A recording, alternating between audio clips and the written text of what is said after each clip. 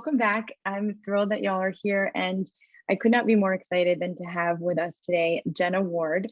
Welcome, Jenna. Thank you. It's so exciting because I have so many questions for you, and I have so much that I want to learn from you today. So I'm just gonna read your bio so people know a little bit about you, and then we're gonna dive right in. So Jenna is a non-Indigenous Australian woman and feminine embodiment coach. She lives with her baby and partner between Australia's Sunshine Coast and Amsterdam, and she has a passion for coaching. She's worked with women from over 22 countries across 5 continents, partnering with them to discover the endless depth, beauty, and wisdom of their own bodies knowing. Jenna is the founder of the School of Embodied Arts, an international training organization and community devoted to cultivating the skills of feminine embodiment in life and leadership. They offer training for women, coaches, and entrepreneurs in the art of feminine embodiment. Okay, we are not gonna have enough time. I'm thrilled to have you because the subtitle of this summit is about finding your power, using your voice, and changing the world. So we've had lots of activists come on here, and we're gonna have musicians and creatives, but I think what is so special about you is you're about getting women to connect to their inner power. And that's what I really want to talk about. So maybe we should start with, if you could just define, what is embodiment? What does that mean to you? Many of us live in a current cultural dynamic, which is grossly disembodied, meaning we're really disconnected from the subtle sensations and currents of inner knowing that our body is constantly whispering to us. And we know these symptoms of disembodiment. This is actually the easiest way to define what embodiment is, through the absence of it. And these are states whereby we find ourselves feeling dry or devoid of the juice of life. We find ourselves substituting sensations for things like sugar or shopping. We find ourselves unfulfilled, and the pursuits that we maybe want to follow along with, maybe it is something like activism, we run out of fuel for these things. Because when we think about what embodiment is, it's the most natural setting, it's intrinsic to all of us, but in this hypermasculine world that many of us have been raised and indoctrinated into, we have, as women, as humans, as a collective, really shunned the sensitive, feeling, flowing currents of aliveness, the erotic, the pleasure, the sensual, and all of these are a form of feminine power. And so when we think about empowerment, we really are thinking about, in a lot of ways, empowerment is very much about embodiment, because it is about coming home to inhabit your body fully so that you might inhabit this temple that your power lives within. And as we do that, we find that the feminine fuel, the emotional and sensuous fuel for pursuing our passions in the world, flows more freely and more readily because we're tapped into the essence of who we are.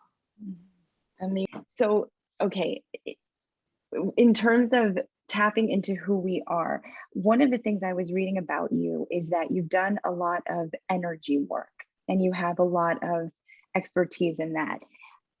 Could you, just for people that might not know as much about you, what does that mean, energy work? And then how does that relate to this idea of embodiment? Because when people hear energy, they think like, oh, woo woo, like new age, and they sort of like stop the conversation right there.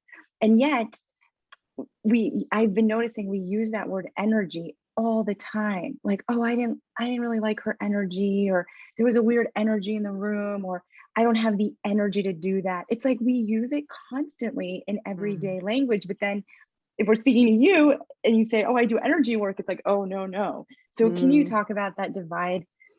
I can. And so I have training as an energy medicine practitioner. I don't use that so much in my embodiment work anymore, but I've got certificates coming out of the wazoo around it, because when I was I used to be a pharmacist, and I was a really dissatisfied pharmacist, and I was looking for something more significant. And the beautiful energy medicine that we describe as, used New Age as a way to describe it, and that's very accurate, but it's also ancient. If we look at energy medicine as relating to traditional Chinese medicine, Ayurvedic and Tantric medicine, there are a whole heap of ancient sciences that relate to the idea of the subtle energies that move through the body. But when we're also speaking about energy from a more embodied perspective, which is what I'm really passionate about, we can think about energy as the life force that's animating us constantly. If we are alive, we have an energy of life force that's moving through us as us. And just like we can't quantify pain or breathlessness, like these are subjective experiences that, if I put on my pharmacist hat, when I'm in a hospital and I have a patient who says I'm in pain, I can't measure that pain. There's no X-ray machine for pain because it's an internal felt experience. It's totally different between every different human. And that makes pain really similar to our different emotional energies and our, the energy that you're generally speaking about here, which is our life force energy. These are all sensations that exist inside the body. And most of us are only attuned to the very loudest, most obvious and gross sensations, like really overt pain, or I need to pee, or that person gave off really bad vibes. And not as many of us are attuned to the subtler sensations, the subtler kind of whisperings of our life force energy that's animating us in every moment of every day. And that's what the skill or the practice of embodiment is about. It's about attuning to the more subtle so that you're not just hearing the loudest cues that your body and that your life force wants to give you, but that you're hearing the full spectrum of who you are as a human, so that you might make decisions and bring your fullest self to whatever the pursuit that you're passionate about is. And maybe even if you could give us a couple of examples, what does that feel like? What are the whispers? Or is it different for each person? It's totally different for each person, but I can give you some really easy examples. So for example, many moons ago when I used to be a hospital pharmacist, I would experience recurring urinary tract infections. And I had no good medical reason why I should get a bladder infection. And rewind a few months forward, I began to realize, I am ignoring the sensations of my body. When my body says, you need to pee, I was ignoring that because the hypermasculine conditioning of the world that we're in, which says you need to be productive, you need to get this done, it has to be done on time, it has to be done to a high standard.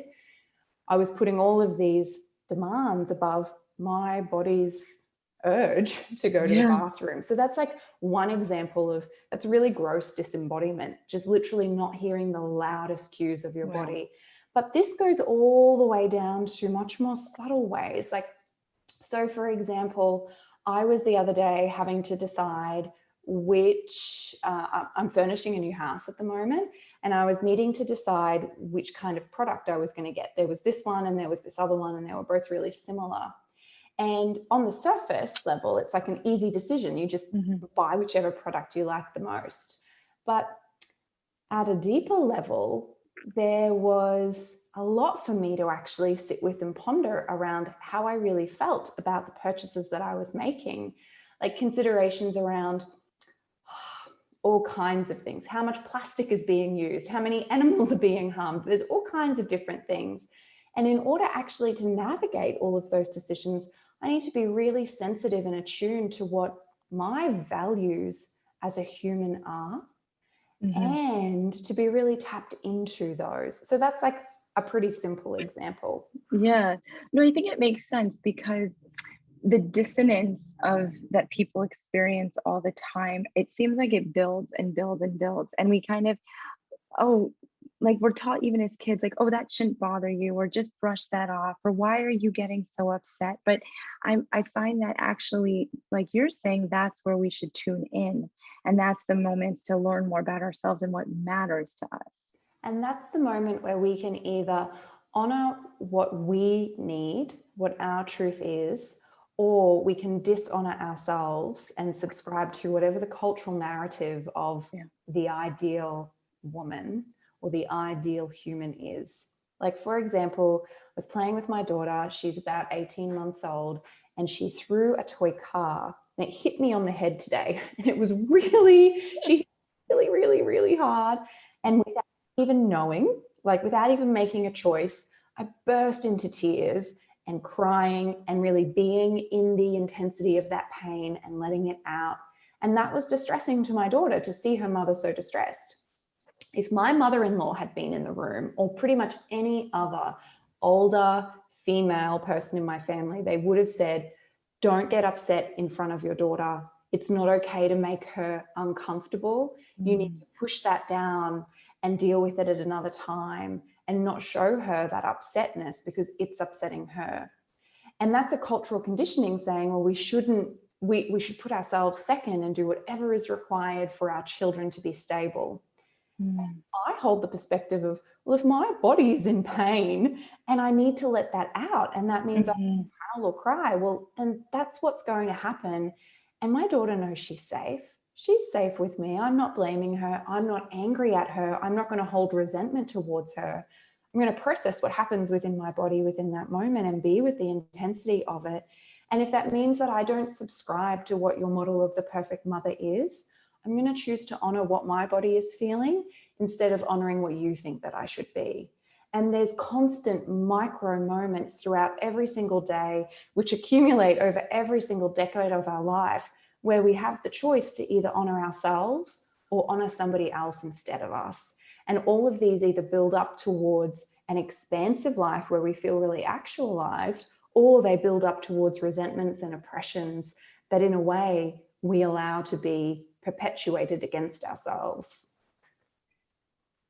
I'm speechless. I'll just carry on to the next question, but I want to hold space for what you just said. I think it's so important. So I guess these are kind of two connected questions. You work with women all over the world, and I'm curious, what are some of the most frequent complaints or reasons why they come to you? Like, what do you see over and over again? And then as the follow-up, how do you then start to nudge them toward connecting to their power? So the most frequent things that I see, and they're things that I've seen within my own life, there's two. Number one, and this is what I hear. For a long time, I believed that the feminine qualities within me were a flaw and were a problem. I didn't want to be soft. I wasn't encouraged to be subtle. I saw it as a weakness, and living that way has not brought me any joy. So there must be a different way. So that's one of the big things that I hear. And this is to be expected because so many of our cultures are so, when I say hyper masculine, I'm not referring to men as the masculine. I'm referring to the masculine qualities of go, drive, purpose, without any softness, subtleness, or flow. So the first thing that I hear is, I've denied this feminine aspect of myself and it's not working so well. The second thing that I hear really commonly from women is, I feel really numb. I am not connected to myself, to my emotions. I feel like I'm a robot going through life. And there's so much on my to-do list and I'm just burnt out and worn out. And this isn't what I want. There must be something more with a capital M, like more with a capital M. So that's like a yearning for really having a much richer way of living. So these are the two most common things that I hear. And the pathway of embodiment, which is a practice that's about creating more sanity in your life, creating more sensuality in your life, creating, in a way, even more spirituality or more like a devotion within your life. The pathway begins by opening to feel more of your body, creating a greater sensitivity to what's going on inside you. And really often what's going on inside women is resentment, frustration, armor, numbness. and a lot of uncomfortable things that we don't want to feel. And so this practice of coming into your body with more sensitivity, which is kind of one of the core pillars, also requires a lot of vulnerability. And so these are the two big aspects of the work that I do with women, and in a lot of ways where things start getting more vulnerable with yourself so that you can be more sensitive to who you are and what's animating this life of yours. Right. And also, I think maybe to have a curiosity about it instead of a fear. Absolutely. Yeah. It's one thing that you said struck me as this idea of the masculine society, and not like you said men versus women, but the drive, the yin and the yang. And my partner Dana and I, with the 49%, it's something that we're so cognizant of as we make decisions. It's a female-led nonprofit looking to advance global women's rights. If we can't be within the feminine, who else can? And wow, it's not easy. It's not easy to have, to be working within the world, within the business world, the fundraising world, the media world, and to have these things come at us at our table, and then how to respond to them in a way that feels honest. And it is challenging because it's not the cultural norm. Right. And it's not role modeled. It's often not celebrated because it doesn't always meet the markers of success that are collectively held as success. Mm-hmm. And yet we see the results of this unfeminized economy, which is we are killing the world. We are killing the earth. We are so unsustainable in our cultures. And this capitalistic, consumeristic, hyper-masculine way of running businesses, and thus our economy, is killing us. It's killing us individually. It's killing us collectively. It's killing the planet that we live on. And if we need any greater reminder that we need more sustainable practices collectively, but also within us as individuals and how we run our businesses, we don't have to look far. I'm living in Holland at the moment, and when my daughter, it's her first winter here, she's seen 2 snow days. That's down within the last 60 years. They used to have an average of 30 snow days a year. So within a 30-year period, global warming has taken away any chance of her ever having the opportunity to ice skate here.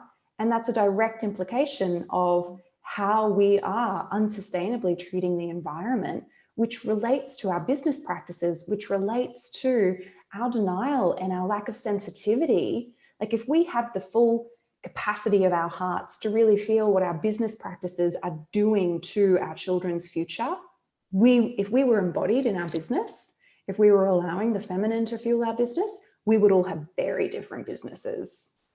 Wow. I think also, one thing I'm hoping as an eternal optimist is that through all the pain and collective degradation and heart-wrenching experiences of this pandemic, we've seen, of course, how women, the feminine, are so much more impacted and affected. But we do have an opportunity here to take a collective shift as we start to rebuild, as we start to emerge, re-emerge, who knows, emerge, re-emerge, descend, ascend. What will our choices look like? And so I'm really hoping that there is a sensitivity there and an embodiment, like you said. I'd love to keep talking for hours. I guess one thing that I'd love to hear as we wrap up is what are some parts of everyday life for people that are listening to you and just nodding their head vigorously? What's just some basic steps? What do you recommend? Sensitivity, which is the skill that we've been speaking about through embodiment, it requires one thing to happen: a little bit of space. So if we want to take a moment to notice what we're feeling and what's actually true within our bodies, we need a little bit of space to actually drop in and do that noticing. And so for me, one of the key practices in terms of something that I do every single day is I find tiny little pockets of spaciousness to just check in with what I'm feeling. So as an example, I've got a long list of things that need to be done, running a business, taking care of a family, organizing this new household at the moment. Literally every moment of my waking life could be occupied with this to-do list. But I don't want to live for my to-do list. I want to live for the way that I want to feel. So when I'm waking up in the morning, yes, I'm thinking about everything that needs to be done, but I create a little bit of space while maybe I'm still in bed to close my eyes, just have a bit of a feel into my body and to ask that question, how do I want to feel today? And throughout my day, maybe when it comes to the next thing that needs to be done on the list, again, I create a little bit of a pause to just check in and feel, is there some way I could just orientate to feeling a little bit more about how I want it to feel in this moment? Maybe I just need 2 minutes for a cup of tea. Maybe I'll say yes to buying those orange tulips as I'm on the checkout for the cash. Just little moments of creating more spaciousness to tune in, to get curious about how it is that you want to feel, and then to find simple ways to orientate towards that when you're between or moving from one task to the next. That's one super practical, but very simple practice, which can be really nourishing, and you can do it within your own home. And I can already hear my friends and family saying, but what about when I feel guilty? I bought the orange tulips. I didn't get my to-do list done. And now I feel guilty about it. Mm-hmm. What do you say to them? Yeah, we have so much language about this idea of guilt. Like for a lot of women, we think about eating something delicious as a guilty pleasure. Like we have so much languaging and conditioning around this idea of guilt. And the interesting thing with guilt is that guilt is actually not you feeling bad about doing something. The guilt often comes from a standard which you have subscribed to, like a cultural standard that you have subscribed to. And as a result of subscribing to that standard, you now feel bad. And so when the guilt comes up, I think it's a really interesting line of inquiry. And this is what I do as a coach, ask a lot of questions. It's a very interesting line of inquiry to consider. What is the assumption that I've subscribed to that is creating a sense of guilt here? Earlier today, I was laying on the couch having just like I said before, having 2 minutes to myself. And my husband was playing with my daughter and he's like, why aren't you playing with us? You should be down here playing. So all these ideas of I should subscribe to having this perfect family time and it's selfish of me to be laying on the couch for 2 minutes. You know what? I'm not interested in subscribing to that because that doesn't serve me. I don't want to subscribe to that. You can take that idea and you can, what you can do with it. So I said to him, oh, thanks for your opinion. Actually, I'm really good. I need 2 minutes. I'm going to take it. I see that you've got the bag. Rock on. See you in 2 minutes. And I rolled over and I turned my back to him and I chilled out for 2 minutes because I do not subscribe to your guilt. Right. I'm so happy that the motherhood has come up so much, because that was really a lot of the questions I wanted to ask you. Because even for women who aren't mothers, are yet to be mothers, I still feel like there's that indoctrination of the way that we are meant to be mothering the world, mothering everyone, caring for everyone. So I love that you've tied it back to this kind of like quote unquote gold standard of what we're supposed to do, and then exclude ourselves from that and create our own standard. Yeah.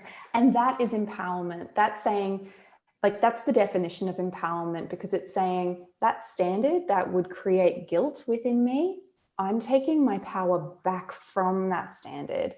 And I'm now going to internally reference what it means for me. What for me is the definition of a good lover or partner or businesswoman or mother or whatever the identity that you hold is. And that is empowerment, because power can only come from within. It lives in your body, it's yours, and you get to set the standards for what it represents for you. So we do have to wrap up, much to my chagrin, but before we do, first of all, thank you so much. And secondly, can you talk a bit about your offerings, and people who are obviously they're going to be so turned on by this, where can they learn more? How can they connect with you? I live virtually over at jennaward.co. And for those women who are interested maybe in developing more of this sensitivity, we have some really beautiful movement practices, which you can download and do at home at our website. Most of my work centers on training coaches who are interested in working as a feminine embodiment coach. So we also offer trainings and certifications in this for people who are interested in exploring real mastery in these arts professionally. Amazing. Okay, great. Well, we'll link to all of that. Thank you so much. And I hope our paths cross again very soon. Thank you.